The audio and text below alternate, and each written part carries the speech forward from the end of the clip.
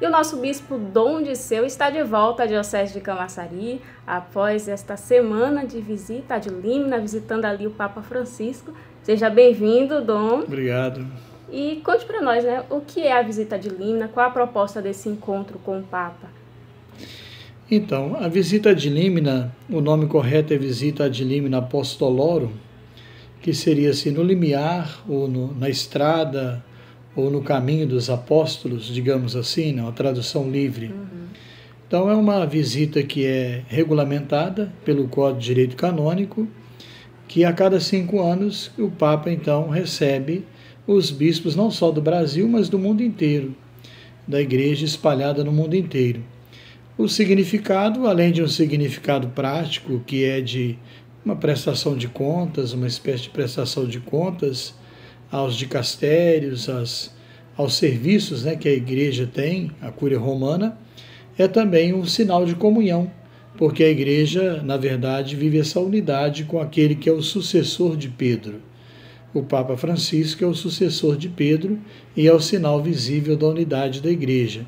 Então tem todo um simbolismo de comunhão, de ir ao encontro de Pedro, para que ele nos confirme na fé, para que nós possamos construir essa comunhão na Igreja que é tão necessária nos dias atuais. E como foi a programação dele? Acredito que foi uns 5 dias intensos, né? Uma semana de atividades bem intensas. Então, na verdade, eu gostaria até de ter me comunicado mais aqui com as bases, com a Diocese, mas não foi possível exatamente por isso, né? Porque é uma programação muito intensa em poucos dias. Para vocês terem uma ideia, na quinta-feira passada, dia 26, foi dia santo em Roma, só no Vaticano, né? Dia santo, dia da Ascensão do Senhor, mas nos outros dias a rotina era bastante intensa, porque além das visitas às basílicas patriarcais, nós chamamos de romaria, né? Hoje a palavra romaria está consagrada. Romaria tem a ver com Roma, né? É ir a Roma, né? Romaria. E, sobretudo, visitar as basílicas papais, ou as basílicas patriarcais, como se chamava antigamente. A Basílica de Santa Maria Maior, a Basílica de São Paulo fora dos muros, são 4, a Basílica de São João do Latrão, que é a Catedral do Papa, e a Basílica de São Pedro. Então é muito comum os fiéis visitarem as basílicas papais e aí receber indulgências, enfim, tem todo um simbolismo. E nós, bispos, também celebramos em cada uma das basílicas papais, houve uma celebração, além também da visita àquilo que nós chamamos de dicastérios, ou de congregações, ou então de serviços, né, da Igreja.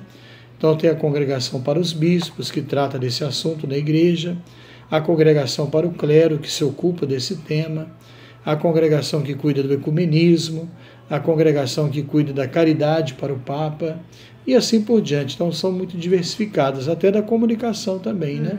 Então temos lá esses, digamos assim, essas secretarias, né, que promovem essa unidade, esse trabalho na Igreja. Então toda uma visitação, a gente levava um relatório, alguém do regional aqui, Nordeste 3, levava um relatório, no caso eu levei o relatório do dicastério para o serviço do desenvolvimento humano integral, que é a caridade do Papa, e ali a gente começa então a passar um pouco da ação da Igreja Social aqui na região, e depois é aberta uma conversa, um momento de partilha, e assim todos os dicastérios em todas as congregações e serviços que há lá em Roma. Uma experiência muito rica a gente receber orientações, fazer partilhas, perceber que algumas preocupações que a gente tem no Brasil existem também em outras partes do mundo, porque o mundo hoje é globalizado, então é inevitável que algumas preocupações que temos aqui sejam as mesmas também da Europa, países, da África, de outros países. Uma experiência muito rica.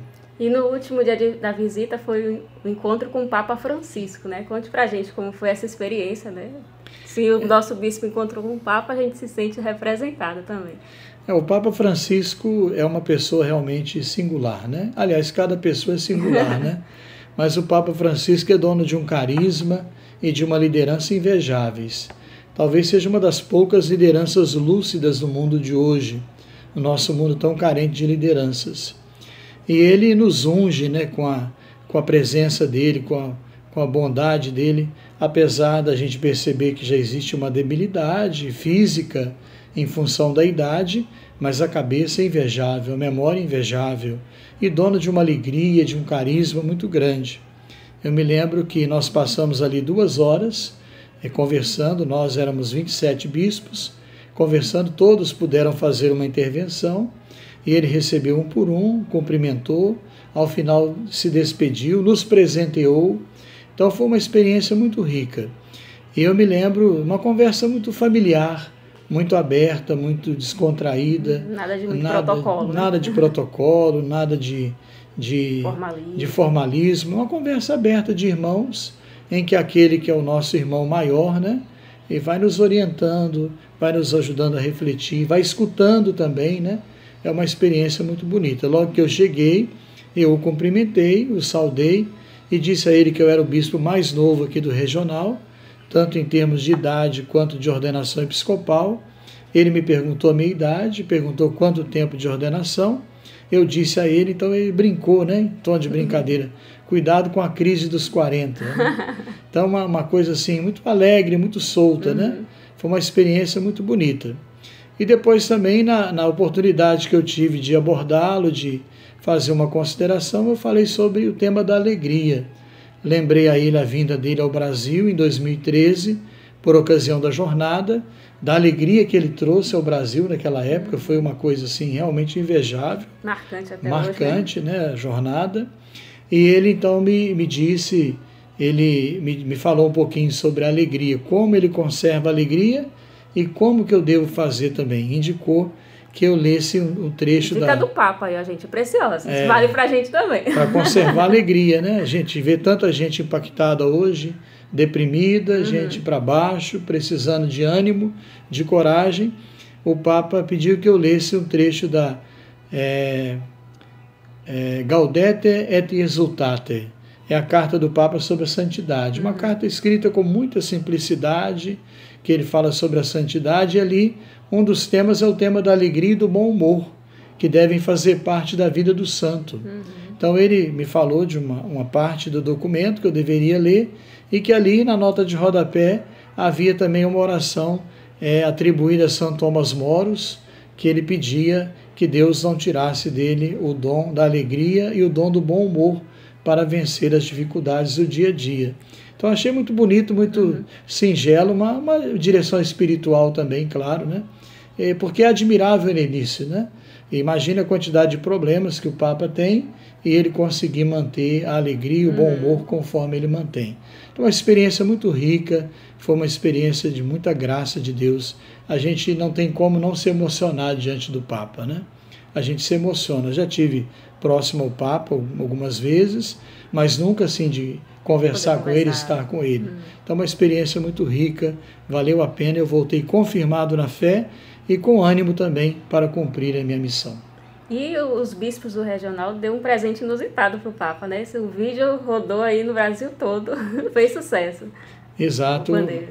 O Papa é uma pessoa realmente muito, muito carismática, né? E ele recebendo aquele pandeiro, eu sabia que ele ia se arriscar a tocar alguma coisa, e foi uma experiência realmente fantástica, porque quebra esse formalismo, né?